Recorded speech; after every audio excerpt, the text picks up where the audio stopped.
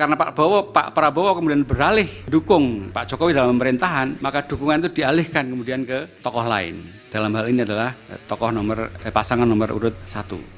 Orang memilih calon tertentu karena faktor-faktor yang lain. Misalnya faktor ketokohan, faktor dia suka, faktor seagama, faktor sosiologis, faktor dipengaruhi teman, faktor analisis dia terhadap kemampuan, faktor kampanye, dan seterusnya. Itu sumbangnya 79%.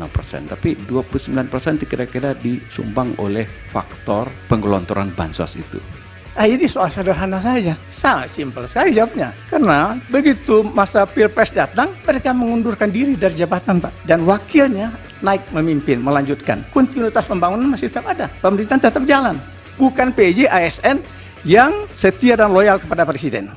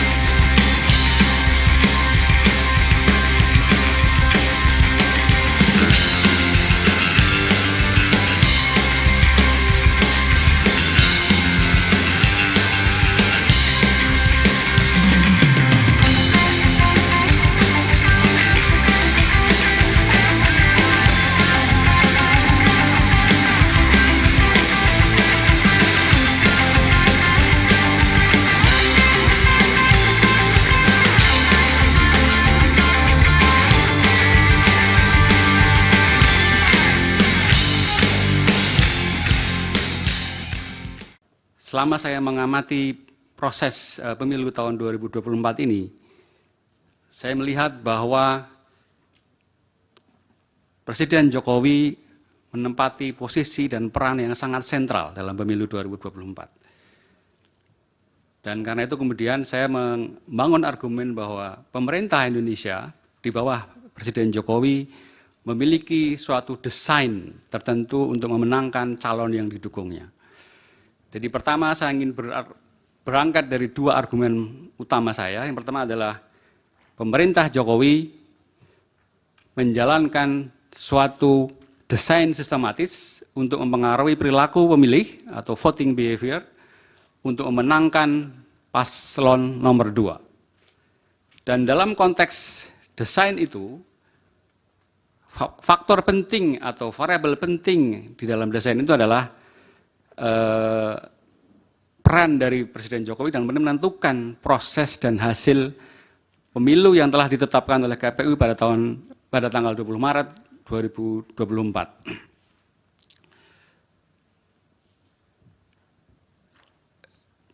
Saya menduga bahwa kenapa Jokowi memiliki peran sentral dalam pemilu tahun 2024 itu adalah sebuah strategi pemenangan yang disusun oleh tim pemenangan 02. Yang dalam hal ini menurut saya mereka mendasarkan pada berbagai hasil survei politik yang dalam kurun waktu pemilu sejak tahun 1999 sampai tahun 2019 ini itu secara konsisten ada dua variabel utama yang mempengaruhi perilaku pemilih.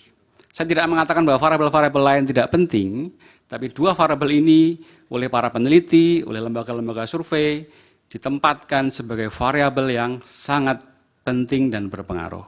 Dua variabel itu adalah variabel kondisi atau kinerja ekonomi nasional dan variabel kepemimpinan atau leadership atau juga sering disebut dengan ketokohan dari calon petahana.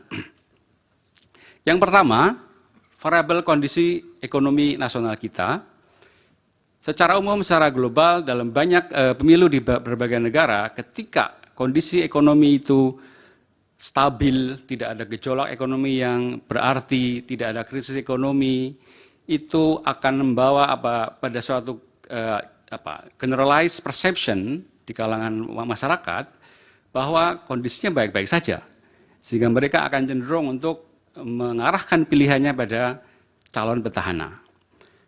Dan Di Indonesia, meskipun kita mengalami COVID-19 pada tahun 2020 sampai 2022, kita melihat bahwa pemerintah Indonesia relatif mampu mengendalikan dan bahkan kemudian secara perlahan mampu memulihkan, merecovery ekonomi dari terpaan krisis dan pandemi COVID-19. Karena itu kemudian secara ekonomi nasional kecenderungannya bahwa warga pemilih itu akan cenderung pada petahana atau pada pemerintah atau yang didukung oleh pemerintah yang berkuasa. Yang kedua adalah variabel kepemimpinan atau ketokohan. Nah, dari pemilu tahun 1999 sampai pemilu tahun 2014 misalnya, ketokohan menjadi satu variabel yang sangat dipertimbangkan oleh pemilih ketika mereka menentukan pilihannya di TPS, gitu ya. Dan kita bisa melihat capaian yang dimiliki oleh Presiden SBY tahun 2004 dan tahun 2014, kemudian Presiden Jokowi tahun 2014, 2019, itu semuanya menunjukkan bahwa keduanya memiliki ketokohan yang luar biasa, ketokohan yang kuat, yang kemudian direkognisi oleh para pemilih dan kemudian dipilih sebagai presiden. Terkait khusus dengan Presiden Jokowi, saya kira kita semua sudah sering melihat berbagai penggambaran ketokohan dari Jokowi sebagai figur tokoh yang sederhana, yang baik hati, yang peduli, atau sering juga disebut dengan pro rakyat, yang populis, suka terjun ke masyarakat dengan cara belusuan, dan sebagainya. Semuanya menunjukkan bahwa tokoh Jokowi adalah figur yang merakyat, yang kuat di benak pikiran para pemilih. Karena itu kemudian saya berhipotesa bahwa kalau seandainya Undang-Undang Dasar kita memungkinkan 3 periode dan Pak Jokowi itu maju kembali, saya menduga beliau tidak susah untuk menang kembali. Dan saya kira juga menduga bahwa ketika kemudian Presiden Jokowi mengendorse salah satu paslon, maka kemungkinan yang di-endorse juga akan mudah dalam memenangkan kompetisi pemilu tahun 2024. Saya ingin fokus pada figur Presiden Jokowi sebagai sebuah kunci kemenangan. Ketika paslon nomor 2 berhasil atau mampu menempatkan Jokowi sebagai tokoh yang ada dalam pihaknya, maka menurut saya paslon nomor 2 sudah menggenggam sebuah kunci atau kartu kemenangan. Dan kemudian inilah yang kemudian mendasari saya kira titik awal bagaimana kemudian ketidaknetralan, keberpihakan dari seorang presiden yang seharusnya berdiri di atas kaki semua rakyat Indonesia, tidak berpihak, itu terjadi. Keberpihakan Presiden Jokowi juga kemudian sangat jelas ketika kemudian tanpa ragu, tanpa rasa malu bahkan mungkin kalau orang Jawa orang patut, itu kemudian melakukan tindak nepotisme dengan memaksakan anak sulungnya sebagai calon presiden melalui putusan MK nomor 90.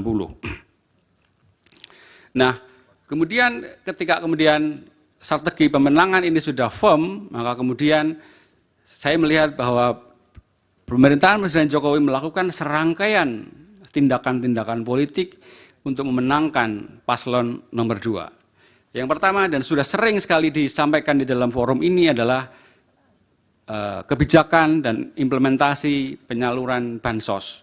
Pada titik ini saya ingin menambahkan bahwa bansos bagi warga, bagi pemilih, itu memberikan suatu rasa aman.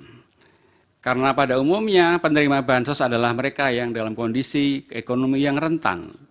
Dan ketika kerentanan itu dilindungi oleh suatu penggelontoran bansos, maka rasa aman itu akan muncul. Kenapa rasa aman? Karena kita hidup dalam sebuah sistem kapitalistik, di mana persaingan dan akumulasi kapital sangat terasa sekali, sangat ditekankan, dan dalam konteks persaingan itu akan ada banyak pihak yang tersingkir, yang tereksklusi, yang kalah.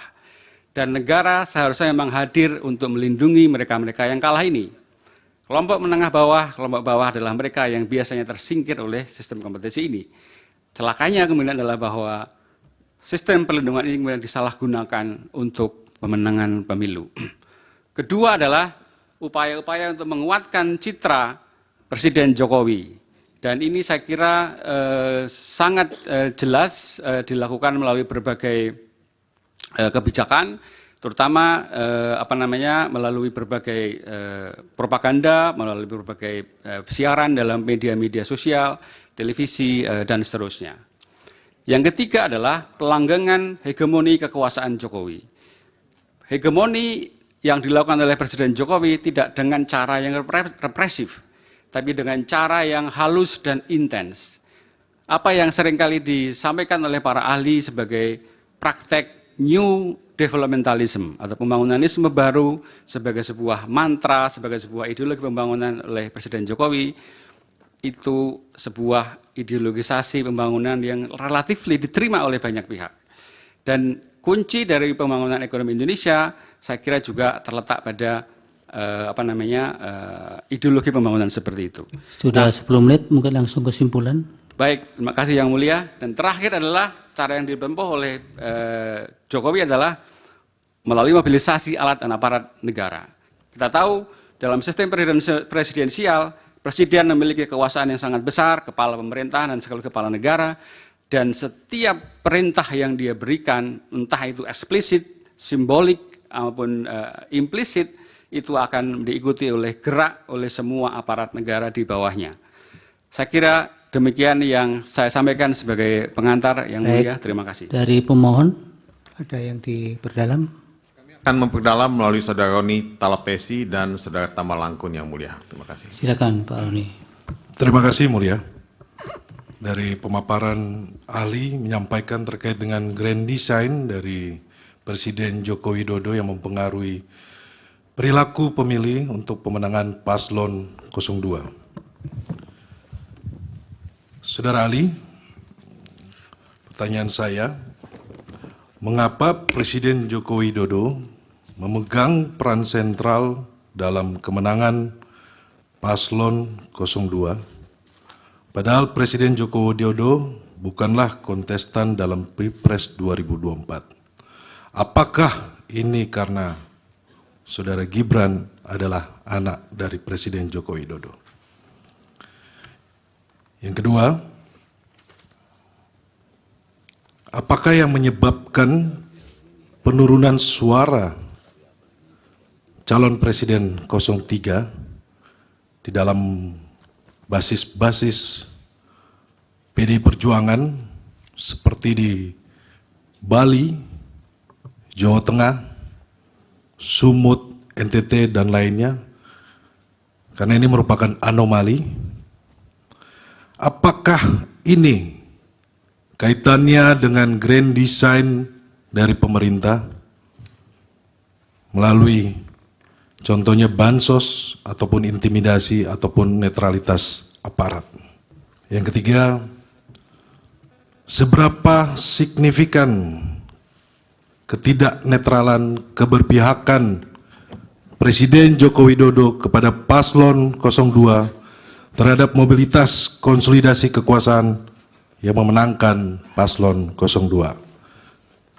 Pertanyaan selanjutnya dilanjutkan oleh rekan saya, Saudara Tama. Silakan. Terima kasih Yang Mulia. Saudara ahli, terkait dengan pertanyaan yang saya ajukan adalah saya minta pandangan akademik saudara terkait dengan kepuasan masyarakat terhadap pemerintahan Pak Joko Widodo yang kemudian dianggap berimbas hanya kepada pasangan 02. Kenapa hal itu terjadi? Padahal kalau kita lihat secara seksama bahwa partisipasi atau pihak-pihak yang ikut kerjasama dengan pemerintahan hari ini adalah juga dari paslon lainnya. Itu yang pertama. Yang kedua, Prof. Soeharto pernah menyinggung istilah hari ini telah ditetapkan the new developmentalism. Nah, yang ingin saya ketahui adalah apakah istilah tersebut yang hari ini sedang berlaku itu ada kemiripan dengan era Orde Baru. Terima kasih. Dari termohon, cukup? Dari pihak terkait cukup? Satu aja, Prof. Yang mulia satu aja. Silakan. Ya, terima kasih saudara ahli ya. Sebenarnya kami tidak ingin mengajukan pertanyaan yang terlalu mendalam karena makanya kami ajukan satu saja sederhana. Iya. Dari hasil pemaparan ini ada ya risetnya ya, saudara ahli lakukan sejak kapan untuk memotret semua peristiwa dan keadaan karena tadi banyak sekali variabel berpengaruh di sini. Presiden sebagai sentra kekuasaan yang punya impact terhadap kemenangan atau semacam insentif elektoral kepada pasangan yang terpilih saat ini. Itu diriset kapan dan seperti apa pendekatan yang dipakai untuk memotret persoalan ini? Terima kasih. Baik, dari Bawaslu cukup. Dari Hakim, Yang Mulia Pak Daniel, dipersilakan. Baik, terima kasih Yang Mulia Pak Ketua. Ahli mungkin bisa membantu memberikan pengayaan dalam kaitan dengan peran Presiden ya. Kalau tadi ahli menguraikan bahwa ada sekitar 70% tingkat kepuasan masyarakat. Dalam proses pemilu, 2 pemilu sebelumnya, ini ada anomali karena gini, 2 pemilu sebelumnya, baik di Sumatera Barat maupun di Aceh, itu dimenangkan oleh Pak Prabowo. Sebaliknya justru pemilu sekarang, itu di 2 tempat itu Pak Prabowo tidak menang. Nah ini ada anomali, kira-kira faktor apa? Apakah ada signifikan dengan faktor figur atau ada faktor-faktor lainnya? Terima kasih. Baik, silakan dijawab singkat-singkat. Baik, terima kasih Yang Mulia. Terima kasih atas pertanyaan-pertanyaannya. Yang pertama dari pemohon, memang secara legal formal Presiden Jokowi bukan petahana. Tapi ketika dia berpihak, ketika dia tidak netral, ketika dia memaksakan anaknya untuk menjadi cawapres, secara real politik itu adalah petahana menurut saya. Apalagi juga kemudian Prabowo Subianto adalah Menteri Pertahanannya. Jadi dalam hal ini saya lihat ketika Jokowi misalnya turun ke masyarakat membagi-bagikan bansos, ya dalam persepsi publik saya kira dia adalah bagian dari petahana. Karena itu kemudian saya kira sangat jelas bahwa kemudian ketika terjadi penurunan suara di beberapa provinsi, katakanlah misalnya di Jawa Tengah, itu karena memang tindakan Pak Jokowi untuk turun ke masyarakat, membagi-bagi bansos, tampil di hadapan rakyat, berinteraksi dengan rakyat, itu semuanya memperkuat ketokohan dari Pak Jokowi sebagai figur yang tadi saya sampaikan, figur yang populis, figur yang merakyat. Dan ketika kemudian dengan gerakan-gerakan atau mimik simbolik yang mengatakan dukunglah mungkin paslon nomor 2, saya kira preferensi pemilih akan terpengaruh ke sana. Jadi saya kira kenapa suara di lumbung nomor 3 itu turun, saya kira karena memang by design tim pemenangan 02 melalui Pak Jokowi itu memang intensif melakukan upaya-upaya turun ke masyarakat dan kemudian dia hadir, dia ingin menunjukkan bahwa Presiden peduli pada rakyat bawah dan seterusnya. Saya kira sangat signifikan bagaimana ketidaknetralan Presiden Jokowi itu pada mobilisasi dan kemudian berimplikasi pada kemenangan dari kubu 02. Ya. Karena sekali lagi tadi saya katakan bahwa Presiden kita adalah orang yang sangat powerful secara legal formal, dia kepala pemerintahan, kepala negara. Dan juga kita lihat bahwa hampir semua kekuatan politik di negeri ini, kalau itu bisa ditunjukkan di DPR, semua sudah ada pada kubu Pak Jokowi. Jadi hampir-hampir tidak ada kekuatan pengimbang atau kekuatan oposisi. Jadi ketika Pak Presiden Jokowi ingin menjalankan berbagai upaya untuk memenangkan, maka saya kira tidak akan terlalu sulit untuk memberikan perintah, entah itu eksplisit, implisit, maupun mungkin secara simbolik. Saya ingin katakan Pak Jokowi adalah orang Jawa dan dia seringkali memainkan bentuk komunikasi yang simbolik, ya, yang tidak langsung, tapi bagi orang Jawa pesannya cukup jelas bahwa arah dukungannya adalah ke 02. Pertanyaan dari pemohon tentang kepuasan pemerintah dari Jokowi. Pihak terkait, Pak. Dari pemohon yang lain ya, silakan. Masih lanjut. Oke, maaf tadi dari Pak Tama belum sempat saya jawab. Ya. Jadi dengan endorsement ke 02 itu kemudian kepuasan dari masyarakat terhadap kondisi ekonomi kita itu kemudian dengan sendirinya mengalir pada 02. Tentang New Developmentalism, saya kira ada kemiripan dengan apa yang diterapkan pada masa Orde Baru. Pada masa Orde Baru kita mengenal istilah pembangunanisme. Pada era sekarang kita mengenal pembangunanisme baru. Saya kira upaya-upaya untuk memperkuat, mendorong pembangunan infrastruktur, hilirisasi, penggencaran atau penguatan upaya-upaya diregulasi, itu semuanya adalah bentuk-bentuk dari New Developmentalism. Dan saya kira hal-hal ini menjadi wacana yang terus didiseminasikan melalui berbagai media kita. Jadi ada kemiripan, tapi ada semacam bentuk revisi baru karena konteksnya kita hidup dalam sebuah tatanan ekonomi global yang bercorak kapitalisme global. Kemudian yang dari pihak terkait dari saudara Farid, kalau saya nggak salah, Fahri, maaf. Kalau Anda bertanya mengenai apa riset yang saya lakukan, terus terang saya belum melakukan riset secara langsung dan saya sedang memulainya itu. Tapi saya tadi mendasarkan pada riset-riset yang dilakukan oleh, terus terang saya mengutip dari buku-buku dari Saiful Mujani, William Liddell, dan Kusrido Ambardi yang dalam dua bukunya itu sangat jelas menggambarkan tentang pentingnya dua variabel tadi itu. Dan hasil pemilu tahun 2024 ini juga memantik banyak akademisi untuk berupaya memahami, menjelaskan kenapa kemudian kondisinya bisa seperti ini dan itu mengancam pada masa depan demokrasi kita.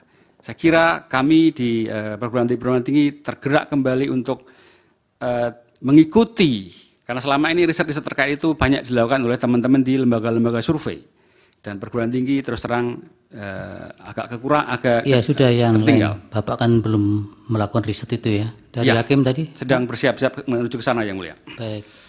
Yang dari Hakim, Pak? Yang dari Pak Hakim, Pak yang mulia, Pak Daniel, saya kira ada anomali di Sumatera Barat dan di Aceh, tapi justru itu memperkuat tentang variabel ketokohan.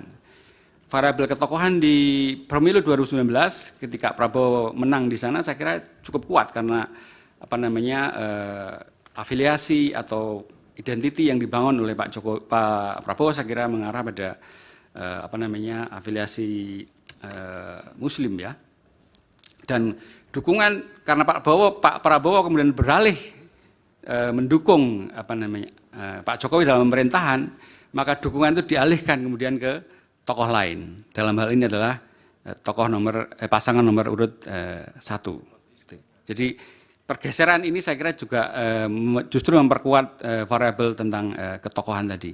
Jadi masyarakat tidak diam tapi juga berpikir secara kritis, seolah-olah mohon maaf ini menghukum paslon nomor 2 karena dianggap mungkin beralih dukungan dari menuju pada Pak Jokowi yang dulu mungkin tidak dipilih tidak menang di Sumatera Barat dan di Aceh. Saya kira iya sudah cukup. Terima kasih, Yang Mulia. Terima kasih keterangannya. Mudah-mudahan bermanfaat untuk Mahkamah Konstitusi dalam mengambil putusan. Selanjutnya Pak. Ya, Yang Mulia, kami mohon dihadirkan Profesor Hamdi Muluk, ya, ahli psikologi politik dari Universitas Indonesia. Silakan. Petugas Pak Hamdi Muluk.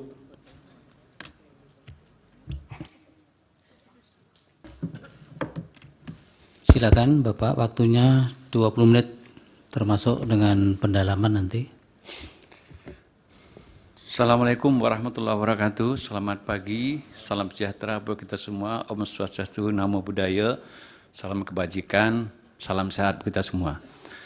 Yang saya hormati Ketua MK, Wakil Ketua MK, dan seluruh Majelis Hakim Mahkamah Konstitusi, yang saya hormati pemohon, termohon, pihak terkait, dan hadirin yang saya muliakan. Izinkan saya menyampaikan pokok persoalan yang sebenarnya menjadi kajian kami juga di Lab Psikologi Politik. Pertanyaan, seberapa jauh sebenarnya dampak dari apa yang disebut dalam akademik disebut dengan social assistance dengan seluruh variannya, mungkin ada yang menyebutnya social aids, ada yang menyebutnya safety net, atau cash transfer, dan seterusnya terhadap perilaku pemilih. Apakah betul bahwa instrumen itu mampu mempengaruhi perilaku pemilih? Kalau kita letakkan dalam konteks suatu negara sedang ada peristiwa pemilihan umum. Tentu banyak studi yang bisa kita rujuk bahwa social assistance itu instrumen yang lazim dalam sebuah negara, karena mungkin banyak pertimbangan, seperti tadi bahwa ini bagian dari juga safety net, bagian juga dari usaha untuk mengangkat orang-orang yang kurang beruntung, satu dan lain sebab, dan bantuan itu diberikan untuk sebagai buffering, nah sebagai bantuan untuk mencapai tujuan welfare.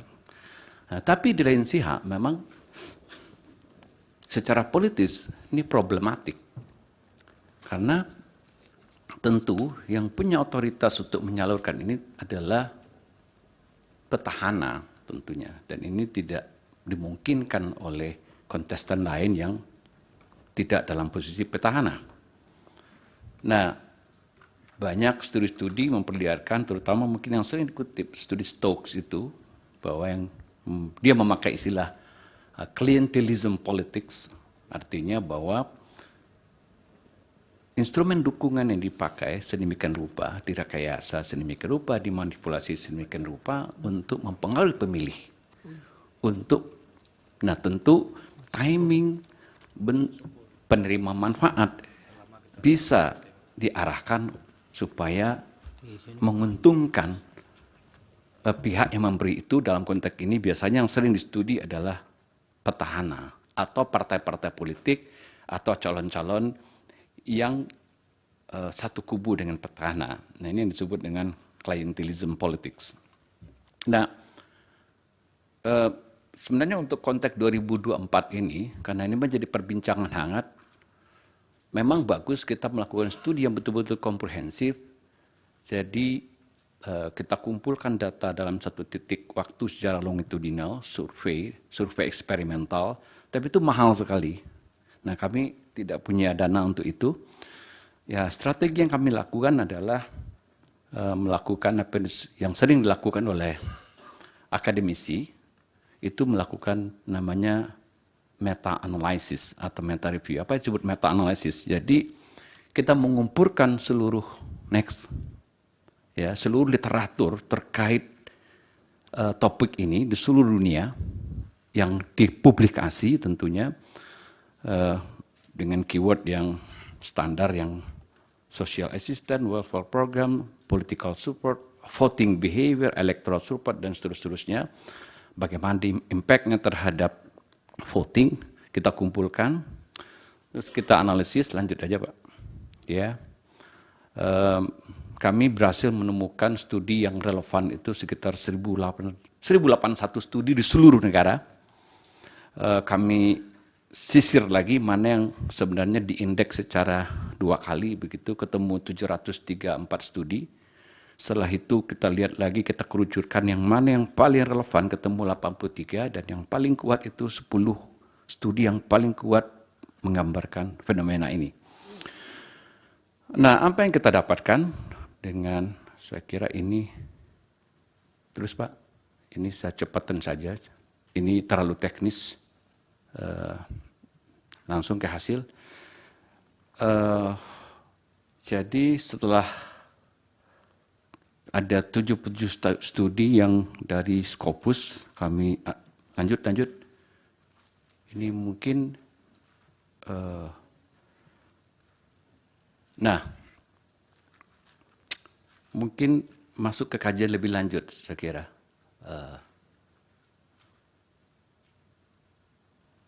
Ya, Bapak Ibu sekalian, karena waktunya terbatas, saya ingin menyimpulkan. Jadi secara umum, setelah kami lihat size effect namanya, jadi efek rata-rata dari seluruh studi yang kami kumpulkan, itu size effect-nya cukup moderat, artinya tidak terlalu tinggi, juga tidak terlalu rendah, berkisar antara sekitaran rata-ratanya 0,29. Artinya apa?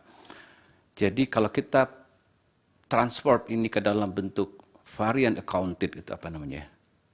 Berapa banyak variabel yang menentukan pilihan orang. Jadi kalau itu 100%, kira-kira 29% itu disumbang oleh faktor social age ini. Tentu ada penyebab-penyebab lain, 71% orang memilih calon tertentu karena faktor-faktor yang lain. Misalnya faktor ketokohan, faktor dia suka, faktor seagama, faktor sosiologis, faktor dipengaruhi teman, faktor analisis dia terhadap kemampuan, faktor kampanye, dan seterusnya. Itu sumbangnya 79%. Tapi 29% itu kira-kira disumbang oleh faktor penggelontoran bansos itu. Nah, ini studi di seluruh beberapa negara secara universal. Jadi kalau kita lihat misalnya studi di Nigeria, itu mungkin bentuknya lebih dramatis. Di slide saya ada peningkatan dukungan politik terhadap partai berkuasa. Nah ini hampir 92%, 96% mengatakan, ya kami memilih petahana ini karena menerima bansos.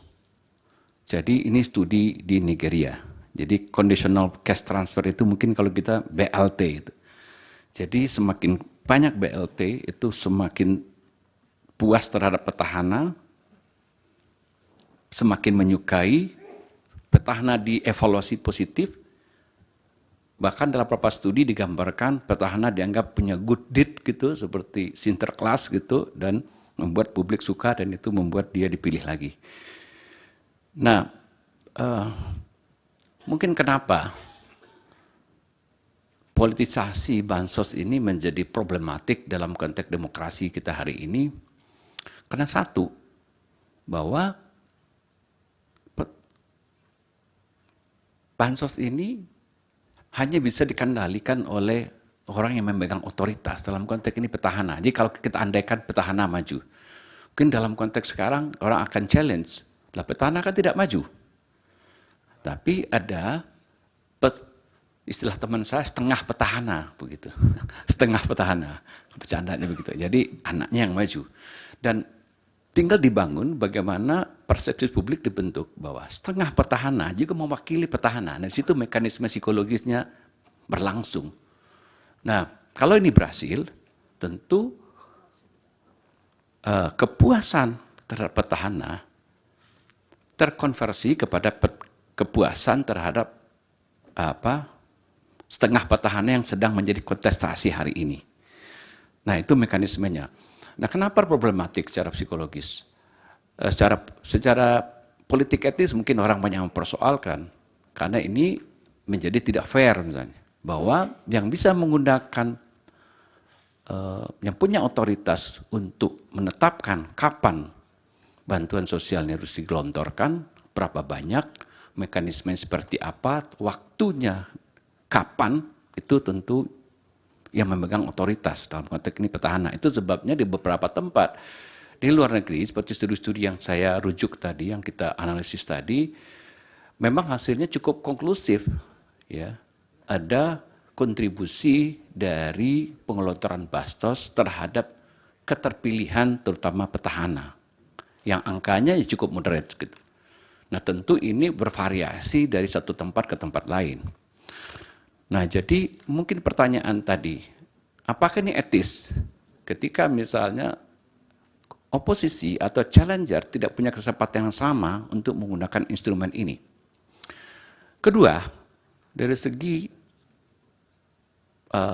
pematangan demokrasi, dari segi political behavior dari voter, dari pemilih, dari konstituen, ini menimbulkan semacam ketergantungan.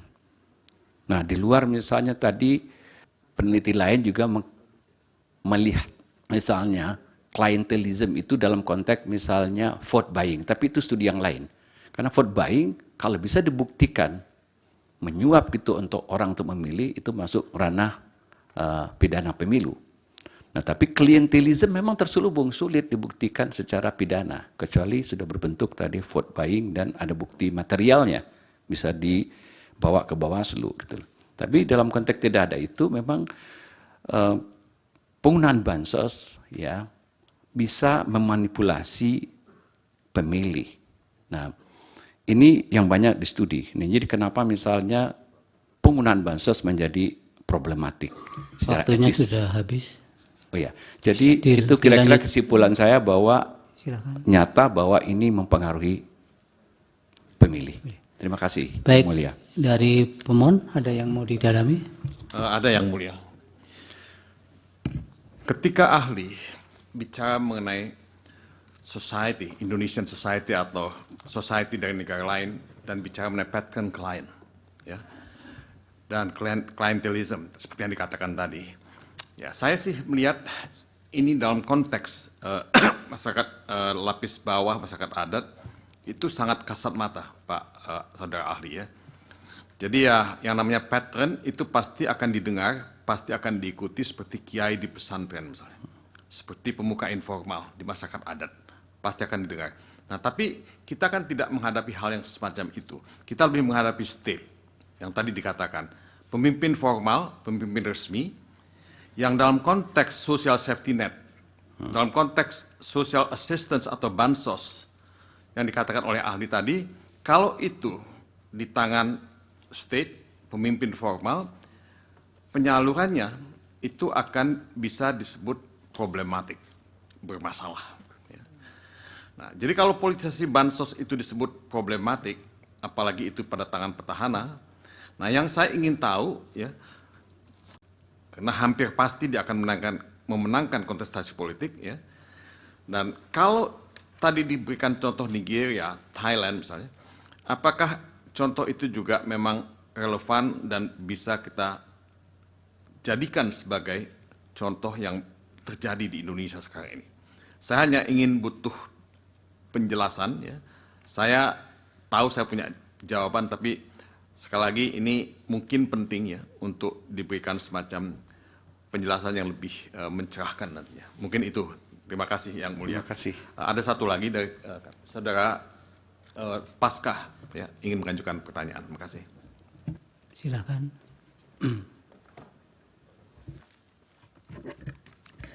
Terima kasih Yang Mulia, kami lanjutkan.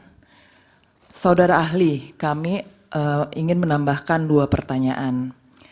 Yang pertama, kira-kira apa saja berdasarkan kualifikasi ahli mengetahui yang menyebabkan penerima bansos itu memiliki kecenderungan untuk memilih pihak yang memberikan bansos. Kemudian yang kedua, bansos ini kan bentuknya bervariasi dan diberikannya dalam berbagai kurun waktu. Apakah berdasarkan pengetahuan ahli, bansos yang diberikan sesaat menjelang pemilu lebih memiliki dampak dibandingkan yang diberikan jauh-jauh hari sebelumnya? Terima kasih. Terima kasih Yang Mulia. Baik, dari termohon cukup, dari pihak terkait ada? Silakan. Terima kasih Yang Mulia. Saudara ahli, mungkin saudara ahli fokus kepada petahana. Dan kalau petahana tidak maju, orang yang disupport oleh petahana itu, bansos akan berpengaruh kepada meningkatnya dukungan kepada petahana atau orang yang didukung oleh petahana dalam proses pemilihan. Di negara kita ini, mengapa harus fokusnya itu hanya pada petahana? Mungkinkah ada hal-hal lain juga yang sebenarnya luput dari perhatian kita? Sebagai satu contoh misalnya penyaluran dana desa. Dana desa itu 1 miliar per desa. Jumlah desa di negara kita ini 83.971 desa. Dan ada pendamping desa ya, yang langsung itu di bawah kontrol dari Menteri Urusan Desa. Apakah saudara ahli juga bisa melihat kaitannya misalnya Menteri Desa itu adalah adik dari saudara Muhaimin Iskandar. kalau dikontekskan dengan Jokowi dengan Gibran, apakah tidak relevan mengaitkan Muhaimin Iskandar dengan adiknya yang Menteri Desa yang menguasai penyaluran dana desa ini? Mengapa hal ini luput dari perhatian? Terima kasih. Masih ada? Yang kedua, Majelis. Saudara ahli, apakah Anda setuju teori Anda ini tidak bisa secara konklusif kalau melihat kenyataan di Sumatera Barat dan di Aceh, yang ternyata 02 kalah. Walaupun di Sumatera Barat dan di Aceh, bansosnya itu merata karena bansos itu ada datanya di dalam DTKS dan P3KE yang jumlah penerimanya sudah ditentukan oleh pemerintah. Jadi tidak boleh keluar dari nama-nama itu. Jadi Aceh, Sumatera Barat juga dapat bansos sesuai dengan proporsi penduduk, tapi kalah 02. Yang kedua, kalau faktor kemiskinan dan bansos dipakai sebagai ukuran seolah-olah mempengaruhi pemilih, hampir semua mayoritas tempat TPS di luar negeri tidak ada bansos, tapi 02 menang. Hampir semua, ada beberapa kota tapi hampir semua. 02 menang di luar negeri, orang berpendidikan, orang mampu Indonesia, tapi 02 menang di hampir semua, 90% lebih. Apakah ini bukti bahwa teori Anda itu tidak konklusif? Terima kasih. Dari Bawaslu, dari Hakim, Yang Mulia Pak Arsul, silakan. Terima kasih Yang Mulia Pak Ketua. Saudara ahli Prof. Hamdi Muluk. Sini Pak. Iya, Hakim Pak, Hakim. Oke. Oh, Pak. Ya. Saya kira welfare atau social allowance itu memberikan pengaruh pada perilaku pemilih. Iya. Pertanyaan saya, dan itu tadi tergambar dari studi-studi yang ahli paparkan tadi. Pertanyaan saya adalah, apakah itu menjadi faktor yang dominan ya pada perilaku pemilih dalam menentukan pilihan? Tidak adakah faktor lain yang bisa juga bahkan lebih dominan, ya, seperti misalnya faktor kepuasan terhadap pemerintahan, ya, yang kemudian berefek pada calon yang dipersepsikan sebagai penerus pemerintahan. Saya mohon klarifikasi dari ahli. Terima kasih. Silakan, Prof. Penny. Terima kasih Pak Ketua. Prof. Hamdi. Jangan kesana, Yang Pak. Mulia. Pak. Ya, ini terkait dengan studi yang tadi Prof. sampaikan. Ya, ada pertanyaan saya adalah sejauh mana sesungguhnya peran parlemen itu melakukan kontrol terhadap klientelisme itu. Ya, apakah ini yang saudara studi itu sebetulnya merupakan fenomena yang cenderung ada di negara-negara yang sedang berkembang, ataukah juga termasuk di negara manapun yang terkait dengan tadi teori klientelisme itu? Ya, tolong dijelaskan. Terima kasih. Baik, silakan Pak Hamdi, bisa singkat-singkat jawabannya. Oke, terima kasih Yang Mulia. Saya mulai dulu dari tadi Bang Mulia. Jadi tadi ini contoh, ini masalahnya sekarang ini state ya. Jadi saya kira patron klien dalam konteks Indonesia juga bisa bertransformasi menjadi patronnya itu adalah state. Karena saya ingat studi bahwa misalnya mengatakan politik Indonesia ini seperti politik negara teater gitu. Jadi raja itu, bahkan presiden itu dianggap seperti raja, gitu, seperti sosok patron gitu. Jadi sedemikian sentralnya posisi, nah kita menganut presidensialisme yang posisi kepala negara itu memang seluruhnya. Dia kepala negara, dia kepala pemerintahan, dia mungkin tokoh yang panutan dan seluruhnya patron. Jadi sangat mungkin bahwa mekanismenya hampir sama dengan yang kita amati patron kalian dalam konteks di adat. Jadi itu mungkin yang juga bisa memperkuat misalnya keyakinan bahwa sedikit banyak faktor ketokohan dari Presiden Jokowi mungkin turut mendorong preferensi ke suara 02. Nah,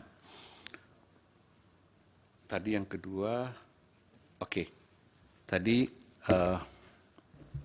Pak Hotman Paris mempertanyakan persoalan tadi, kalau tidak salah saya kenapa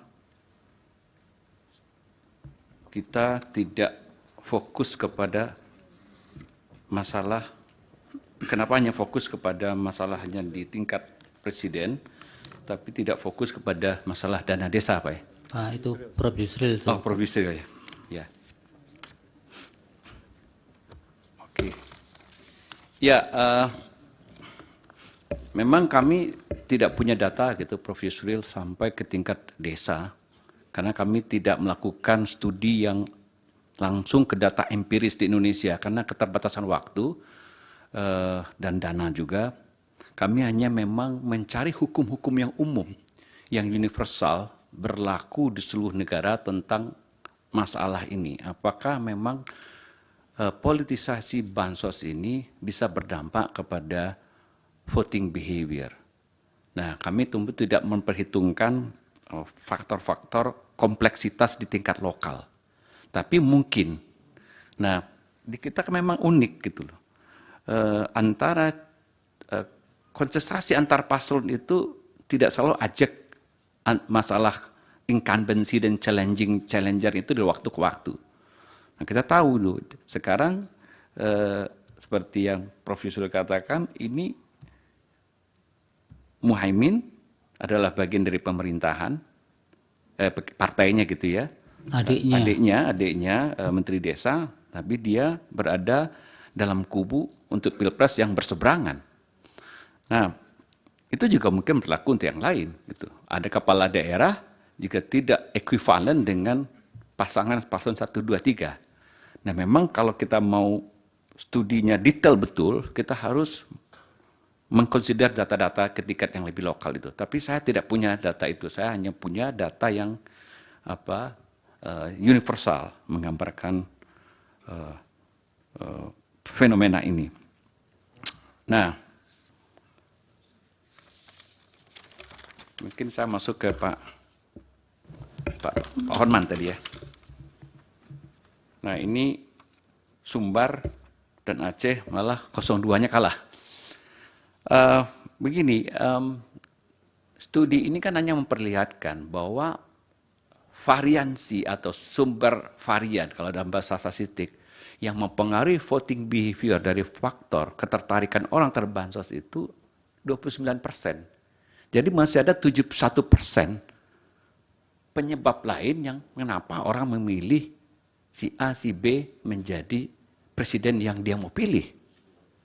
Jadi masih ada faktor lain. Nah, faktor-faktor yang ini sekaligus juga merespon mungkin yang mulia Bu Eni Nurmadingsi bahwa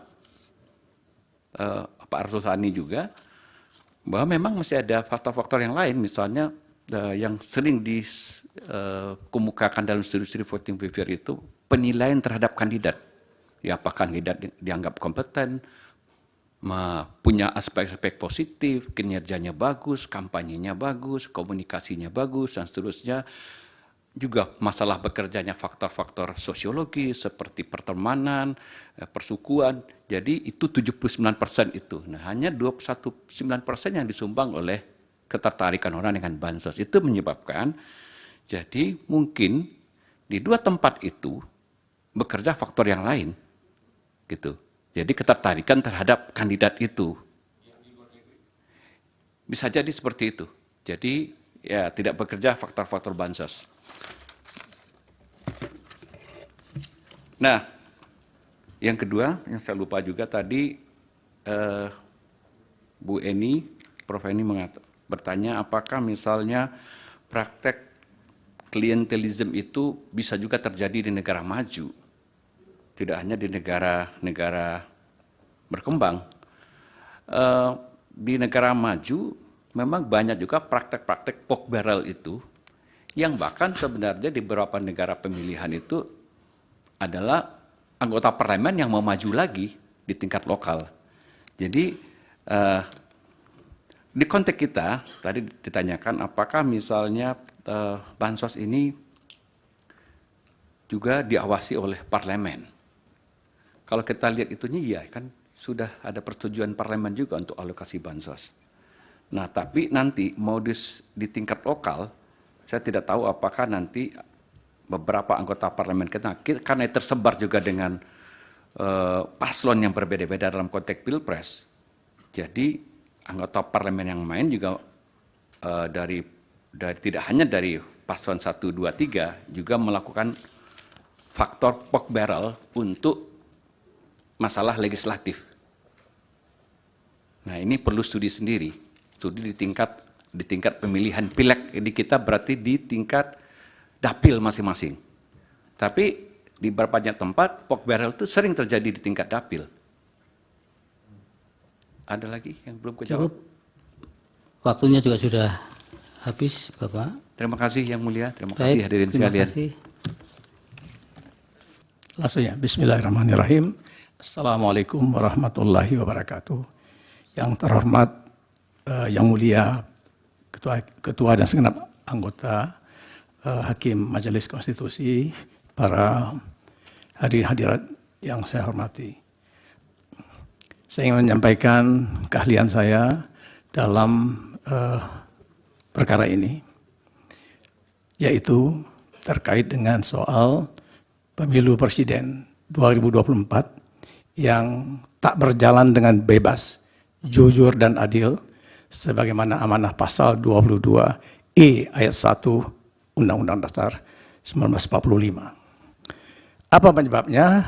Penyebabnya adalah karena Presiden Joko Widodo selaku pemegang kekuasaan pemerintahan Chief of Executive sesuai amanah pasal 4 ayat 1 Undang-Undang Dasar 1945 telah mendukung atau berpihak kepada paslon 02 di mana putranya Gibran menjadi cawapres dan Menteri Pertahanannya Prabowo menjadi calon presiden.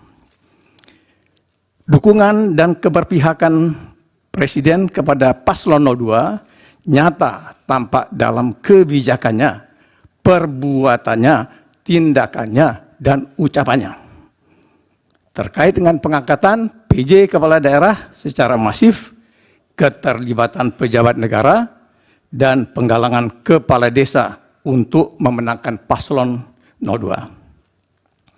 Antara lain, berkat dukungan dan keberpihakan Presiden serupa itu yang dinikmati oleh paslon 02, paslon ini telah memenangi kontestasi Pilpres 2024 dalam satu putaran dengan raihan suara 96.214.691 atau 58%. Karena paslon 02 membiarkan Pilpres 2024 tak berjalan dengan bebas, jujur, dan adil, bahkan menikmati keberpihakan Presiden yang telah mencederai konstitusi dan merusak demokrasi, maka kemenangan paslon 02 dengan cara fraud ini layak dianulir oleh Mahkamah Konstitusi.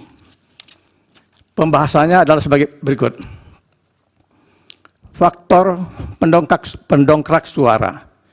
Masyarakat pemilih di Indonesia ini yang mulia kebanyakan cenderung berorientasi paternalistik dan feodalistik. Tingkat pendidikannya rata-rata masih rendah, kira-kira kelas 2 SMP. Sementara birokrasinya masih bermentalitas yes man, ABS, dan safety player.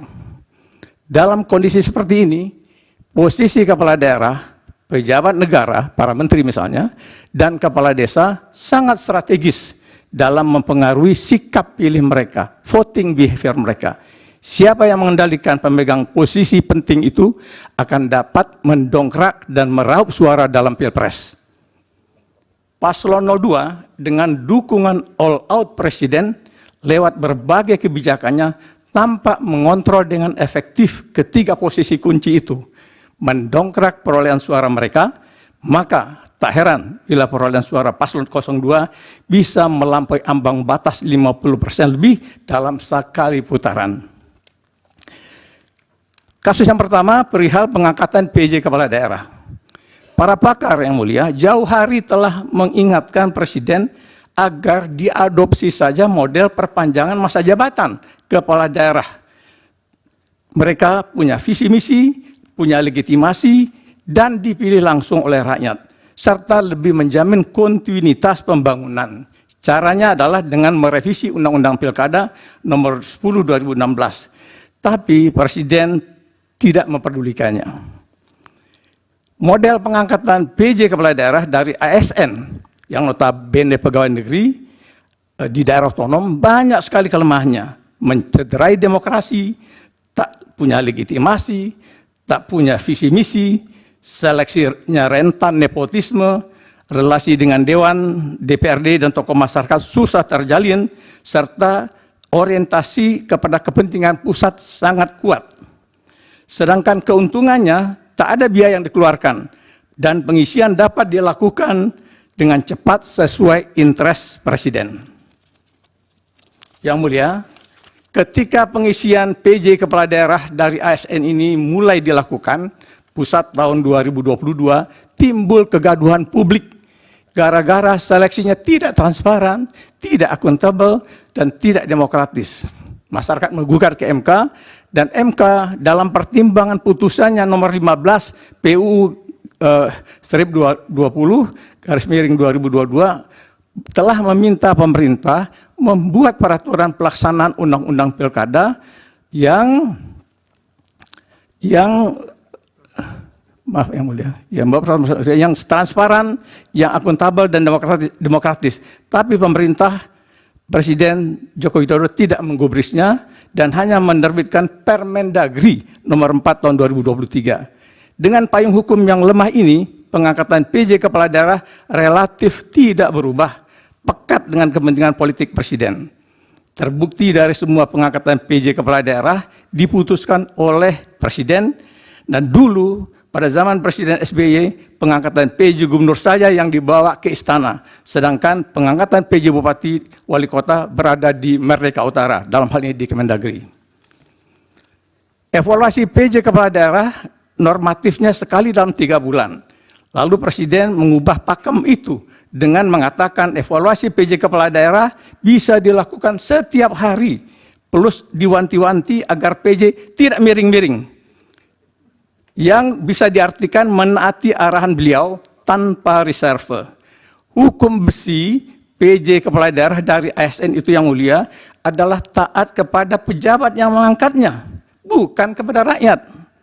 Tak perlu pakai surat-surat, cukup dengan membaca gerak-gerik Presiden, para PJ pasti melakukan berbagai cara untuk mendukung, memihak paslon jagoannya Presiden, termasuk menggerakkan anak buahnya di Pemda. Dalam memimpin birokrasi Pemda, PJ kepala daerah berwenang pula melakukan mutasi, walau dengan meminta izin kepada Kemendagri. Nah, mutasi ini adalah senjata ampuh PJ kepala daerah terhadap pejabat Pemda idealis yang berani menolak perintahnya. Akibatnya, perangkat Pemda di sekretariat daerah, dinas-dinas hingga camat-camat tidak netral dan menggunakan wewenang serta jaringannya untuk membantu memenangkan paslon 02, dan dengan menangnya sekali putaran 02, amanlah jabatan mereka dan sebaliknya bila tidak. Kasus keterlibatan pejabat negara berbeda dengan ASN yang diwajibkan netral dalam pemilu. Pejabat negara sebagai politisi seperti Presiden dan Menteri dalam Undang-Undang Pemilu nomor 7 2017 diperkenankan ikut kampanye, tetapi harus cuti dan dilarang menggunakan fasilitas negara. Presiden Joko Widodo dan menteri-menteri loyalisnya selaku pembantu beliau tentu akan kasak kusuk dengan berbagai cara sesuai kewenangan yang dimiliki untuk membantu memenangkan paslon 02. Fraud terjadi kasat mata yang tampak melalui liputan media, yaitu digunakannya fasilitas negara dalam mendukung kemenangan paslon 02 dan tidak diambilnya cuti di luar tanggungan negara oleh Presiden sendiri dan menteri-menterinya. Bahkan dari dalam mobil dinas kepresidenan muncul acungan 2 jari kode paslon 02. Tindakan Presiden ini dan para pembantunya itu yang mulia pastilah berkontribusi terhadap capaian suara paslon 02 dan sekaligus telah merugikan paslon 01 dan paslon 03. Kasus yang ketiga, yang terakhir, penggalangan kepala desa. Siapa menguasai kepala desa, dia akan mendapatkan suara rakyat. Pemerintahan Orde Baru Soeharto telah mempraktikkannya dengan masif pada setiap pemilu, sehingga Golkar selalu menang besar. Kini paslon 02 dekat dengan dukungan cawe-cawe presiden mengulangnya kembali pada Pilpres 2024 lewat penggalangan kepala desa pada berbagai pertemuan dan komitmen untuk menggolkan revisi Undang-Undang Desa Nomor 6 2014 yang antara lain memuat penambahan lama masa jabatan kepala desa dari 6 tahun menjadi 8 tahun per periode. Bahkan Presiden Joko Widodo menerima sendiri delegasi kepala desa di istana tanpa didampingi menteri terkait.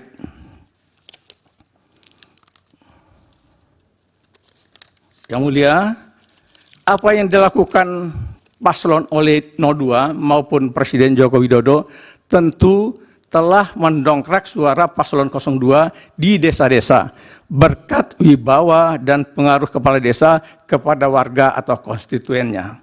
Nah, perilaku paslon 02 yang menyeret kepala desa berpolitik telah menabrak aturan Undang-Undang Desa Nomor 6 2014 yang melarang kepala desa ikut serta dan atau terlibat dalam kampanye pemilu.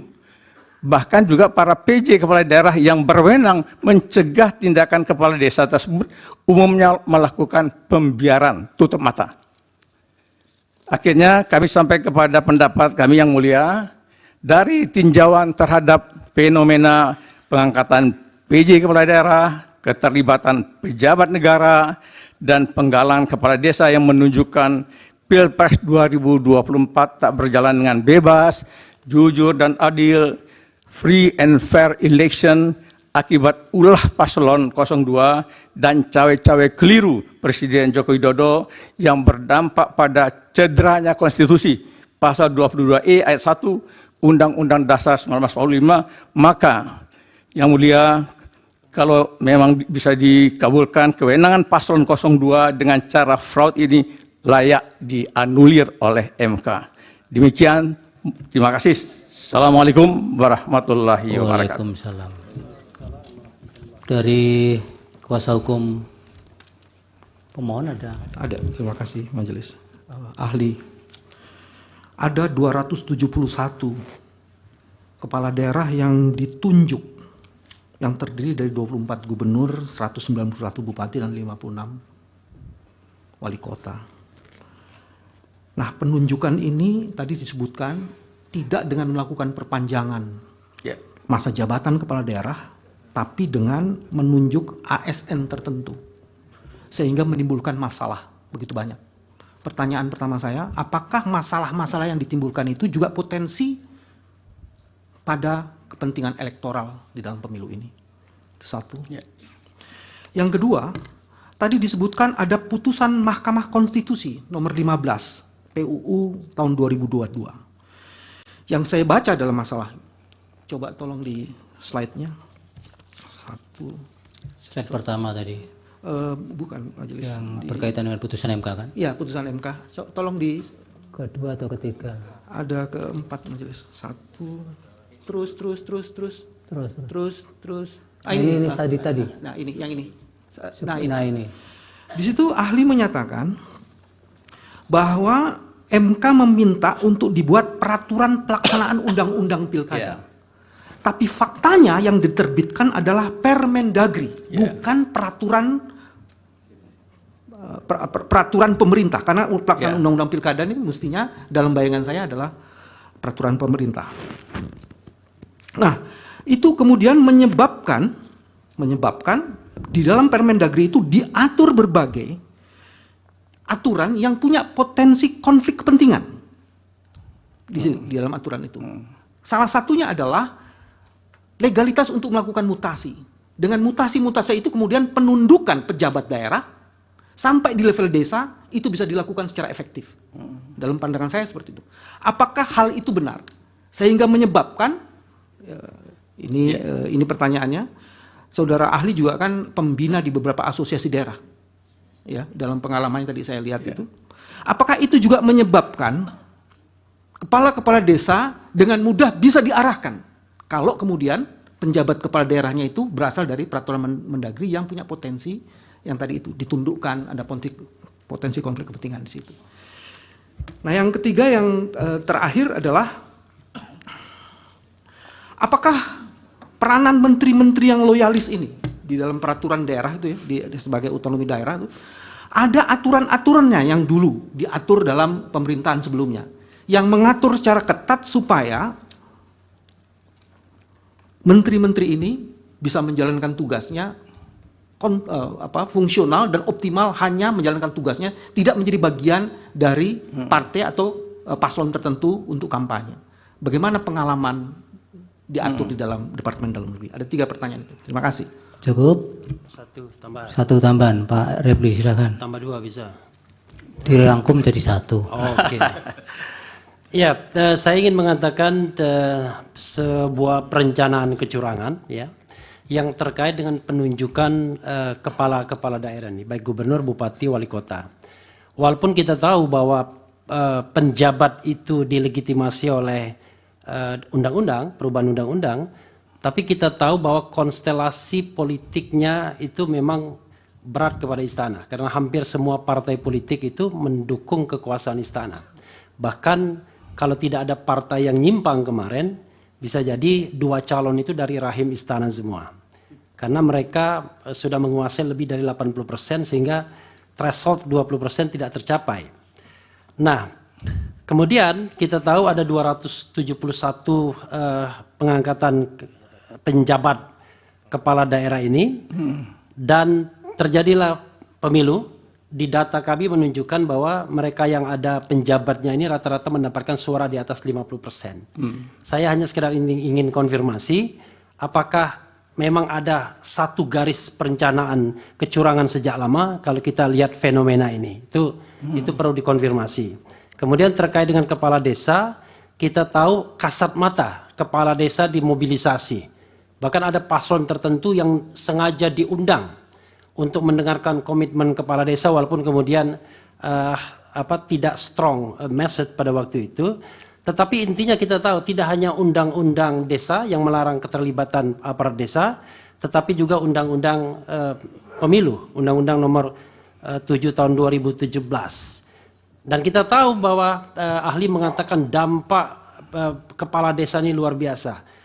Sejauh mana fenomena yang bisa kita lihat itu signifikan untuk mengatakan pemilu ini curang dan kemudian pilpres ini curang dan perlu kemudian diulang atau dibatalkan hasilnya atau diperintahkan pemungutan suara ulang? Terima kasih.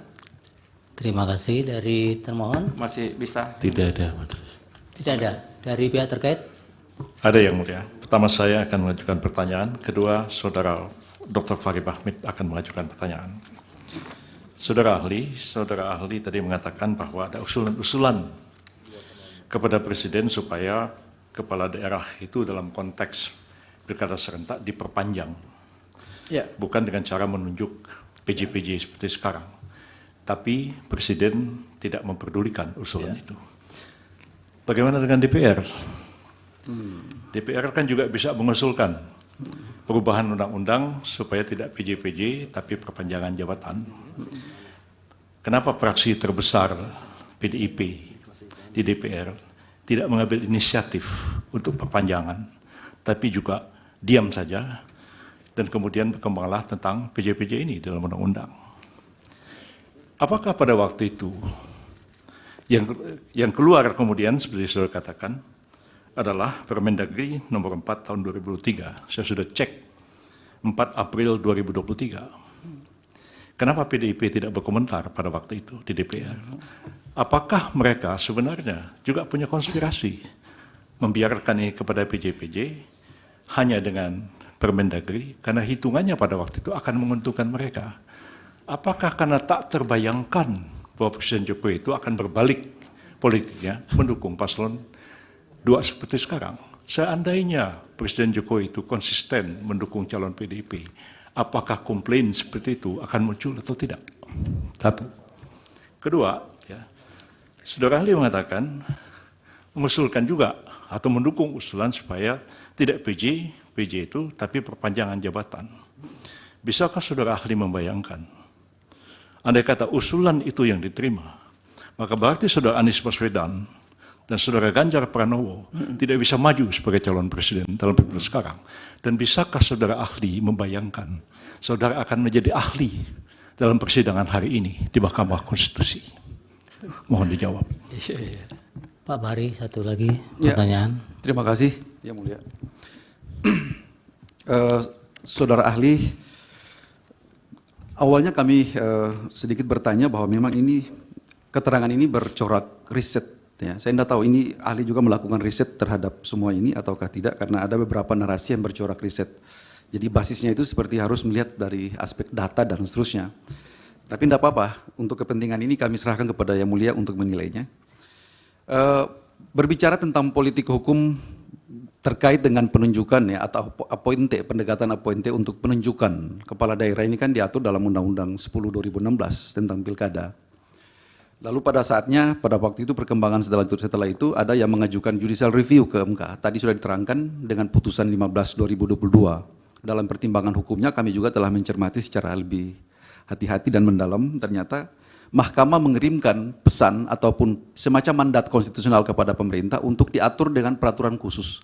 Genus peraturan khusus itu tidak spesifik harus dalam bentuk peraturan pemerintah atau dalam peraturan presiden atau apalah namanya. Sehingga politik hukumnya pada saat itu Kementerian Dalam Negeri atau pemerintah pusat menginisiasi dengan membuat satu rules yang kita kenal dengan Permendagri 4/2023 per 4 April 2023 pada saat itu. Nah, dengan demikian ini semakin sangat terbuka sesungguhnya bahwa memang tidak ada insinuasi apapun. Yang saudara ahli sampaikan dari tadi sampai dengan hari ini, sampai dengan detik ini kami mencatat penuh dengan asumtif dan insinuasi. Pertanyaannya Pak Bari apa? Jadi kami ingin saudara ahli menjelaskan tentang dari mana kira-kira cara melihatnya dengan regulasi yang begitu terbuka, pengisian yang begitu partisipatoris karena melibatkan DPRD setempat dan seterusnya. Lalu bisa ada kesimpulan, ada konklusi bahwa ternyata di situ ada kepentingan presiden atau kepentingan pemerintah pusat. Itu risetnya seperti apa? Demikian Yang Mulia. Terima kasih.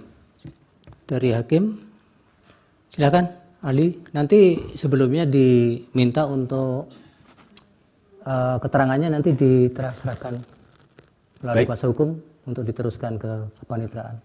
Baik Yang Mulia. Baik, silakan dijawab singkat-singkat Bapak. Baik Yang Mulia, ya. Yang pertama, kami ingin menjawab pertanyaan Pak Bambang Wijoyanto soal apakah masalah-masalah terkait dengan pengangkatan PJ ini berpotensi untuk terjadinya peningkatan elektoral. Ya, kami dari kajian, dari riset lapangan menemukan bahwa pengalaman empirik selama ini PJ-PJ yang diangkat dengan loyalitas kepada pejabat yang mengangkat akan cenderung mengikuti arahan komando dari pejabat yang mengangkat. Nah, ketika dipusatkan pengangkatan pejabat di tangan presiden, maka arahan itu bisa langsung dari presiden. Walaupun ini dalam bahasa birokrasi bisa saja tidak harus pakai surat-surat, saya sudah bilang tadi, dengan gerak-gerik body language saja, pernyataan-pernyataan di depan publik, ya, itu PJ itu sudah tahu, kedip mata aja sudah tahu. Saya pernah menjadi PJ Yang Mulia, PJ Gubernur di Riau 2013-2014. Jadi pernah dikedipin juga barangkali ya waktu itu. Tapi saya nggak mau, nggak bergeming.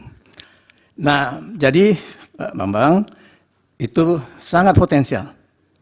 Yang kedua soal putusan MK terkait dengan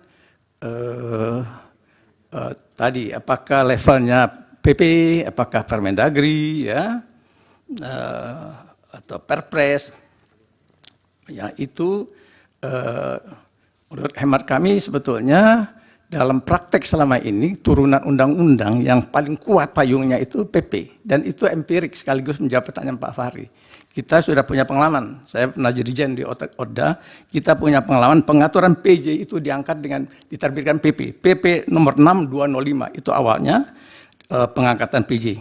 Pada waktu itu berbasis Undang-Undang 32 tahun 2014. Ada syarat-syarat PJ diangkat dari PNS, punya pengalaman di bidang pemerintahan, dibuktikan dengan jabatan, menduduki jabatan struktural dan sebagainya. Jadi bukan dengan Permendagri yang tidak bisa kasih payung yang kuat, ya, sanksi dan sebagainya. Jadi begitu, Mas Bambang. Nah, soal kaitannya dengan soal kepala desa, apakah PJ bisa mengarahkan kepala desa? Itu ada yang mungkin bisa dilakukan, tapi paling tidak saya menemukan politik pembiaran. Jadi ketika para kepala desa demo ke sini, dia itu sebetulnya terlibatkan dalam proses kampanye, tidak netral. Kepala daerah, dalam hal ini PJ, bisa melarang. Bahkan di Undang-Undang Desa nomor 6 2014, dia bisa memberi teguran 1 kali, 2 kali, dan ketiga memberhentikan sementara kepala desa. Dan itu tidak satu pun yang dilakukan. Dan gubernur yang melakukan itu, melarang kepala desa yang berangkat ke Jakarta demo-demo itu, atau ikut gerakan-gerakan pertemuan itu, hanya Sultan Hamengkubuwono sebagai gubernur DIY, hanya beliau. Yang lain saya tidak menemukan. Kemudian yang ketiga, menteri-menteri loyalis, dulu bagaimana ceritanya? Nah, kami juga pernah jadi di politik di Wapres. Itu ada etika yang ditegakkan, dipakai waktu itu zaman Presiden SBY memimpin pemerintahan. Jadi kalau misalnya ingin ikut terlibat dalam kampanye, menteri yang berasal dari partai politik, ya, bukan yang dari profesional, maka mereka cuti. Ya, itu arahan dari presiden. Sehingga praktek itu menjaga pemilu dari soal-soal kemungkinan tuduhan-tuduhan menggerakkan, menggunakan aparat negara atau pejabat negara. Nah, untuk Prof. Refli, soal PJ, ya, apakah PJ ada garis direncanakan lah begitu, ya, apakah ada perencanaan kecurangan? Nah, kalau menjawab ini kita analisisnya, tapi memang perlu pembuktian. Analisisnya sejak pembuatan kebijakan, ya, sudah ada tanda-tanda. Kenapa kok dilakukan resentralisasi politik namanya? Ditarik itu kewenangan pengangkatan PJ itu ke tangan presiden. Nah, yang kedua adalah semula dibagi bupati wali kota, pengangkatan PJ-nya prosesnya cukup di Kemendagri, tetapi kemudian kok PJ bupati wali kota pun ditarik ke istana. Nah, itu kemungkinan ada tanda-tanda indikasi bahwa ada target-target tertentu yang akan dicapai. Yang ketiga adalah briefing presiden sendiri ketika bikin raker dengan para PJ yang mengarahkan bahwa Anda akan kami evaluasi setiap hari. Kalau Anda tidak kalau Anda miring-miring. Nah, itu dia, miring-miringnya itu kita baca sebagai tidak ikut arahan beliau. Nah, itu kemungkinan saya menafsir, ya, ada perencanaan. Nah, soal kepala desa dimobilisasi itu bisa terjadi mobilisasinya karena ada kepentingan kepala desa sendiri menyangkut perubahan undang-undang desa, ya, undang-undang desa nomor 6 2014. Jadi mereka ingin transaksi, kalau bisa dibantu perpanjang masa jabatan dan nambah bantuan dana desa menjadi sekian M dari 1 M, nah itu mereka akan ikutlah memberikan perhatian untuk mendukung kemenangan-kemenangan pihak-pihak yang berkepentingan. Nah, jadi ada kemungkinan begitu, seperti terbukti dari pertemuan-pertemuan yang digalang, antara lain menghadirkan paslon 02, ya, saudara calon wapresnya Pak Gibran waktu itu. Berikutnya untuk Prof. Yusril, yang pertama tadi masa perpanjangan kepala daerah, apakah hanya presiden saja yang ditimpakan persoalannya? Kenapa juga tidak DPR juga ikut gitu, ya, melakukan rencana perubahan? Nah, hemat kami DPR memang tentu juga punya kewenangan membentuk undang-undang. Tetapi dalam hal pemilu, ya, dalam hal pilpres, pemilu khususnya, yang paling mengetahui perkembangan-perkembangan keadaan itu adalah pemerintah. Ya, data, kemudian ada berbagai macam fenomena di lapangan, pemerintah lebih tahu daripada kawan-kawan di DPR. Nah, sebagai presiden, satu lagi ada alasan saya, presiden sebagai policy maker in chief, dia bertanggung jawab, karena kebijakan pemilu yang difasilitasi dengan cara buruk, dialah yang akan ditanya lebih dahulu oleh rakyat, bukan DPR. Nah, dengan demikian, dia harus lebih dahulu melakukan prakarsa itu. Mungkin dulu sudah pernah ada orang yang mengusulkan perpu saja, ya biar simpel. Terus DPR terlibat nanti, tapi tidak juga diambil oleh beliau. Yang kedua, soal bagaimana kemungkinan kalau andai kata diadopsi kebijakan itu betul jadi, ya perpanjang masa jabatan. Nasib Gubernur Anies yang akan maju pilpres, nasib Gubernur Ganjar yang akan maju pilpres, ini soal sederhana saja. Sangat simpel sekali jawabnya. Karena begitu masa pilpres datang, mereka mengundurkan diri dari jabatan, Pak. Dan wakilnya naik memimpin, melanjutkan. Kontinuitas pembangunan masih tetap ada. Pemerintahan tetap jalan. Bukan PJ, ASN yang setia dan loyal kepada presiden. Yang terakhir untuk Pak Farid, tadi saya kira saya sudah jawab. Sama dengan yang saya sampaikan kepada Pak Bambang, dan riset, kami punya riset Pak Ketua, nanti kalau diizinkan, saya akan melalui pengacara akan sampaikan hasil riset. Baik. Terima kasih. Ya, tapi satu lagi ini dari Prof. Endi, mau yang mulia, mau ada yang ditanyakan. Baik, terima kasih Prof. Jo, ya, Pak. Ahli. Seingat saya mungkin pada saat desain penyusunan Undang-Undang Pemilu Kada itu Pak Jo kelihatannya ikut aktif di situ. Nah, pada saat itu apa kemudian yang menjadi legal reasoning-nya atau raison d'être-nya? Kemudian muncul ketentuan peralihan yang menentukan tentang pengangkatan pejabat di situ. Ya. Itu apa yang menjadi dasarnya? Kalau sekarang kemudian dimunculkan sebagai sebuah permasalahan yang data empirik yang tadi dimunculkan itu. Silakan dijawab. Yang mulia Hakim ini kami kemukakan bahwa ketika Undang-Undang Pilkada nomor 10 tahun 2016 ini diproses, dibuat, kami sudah tidak di Dagri lagi. Saya pensiun terakhir Desember 2014. Jadi per 1 Januari 2015 saya kembali ke kampus mengajar. Jadi ketika ini diproses, kami tidak terlibat. Yang melanjutkan ODA waktu itu dipimpin oleh Pak Soni. Ya. Demikian jawaban saya. Jadi baik, saya tidak memahaminya. Ya, terima kasih Prof. Endi. Cukup, ahli keterangannya. Mudah-mudahan bermanfaat untuk pengambilan keputusan. Silakan. Baik, terima kasih yang mulia. Ya. Saya mohon izin meninggalkan ruangan.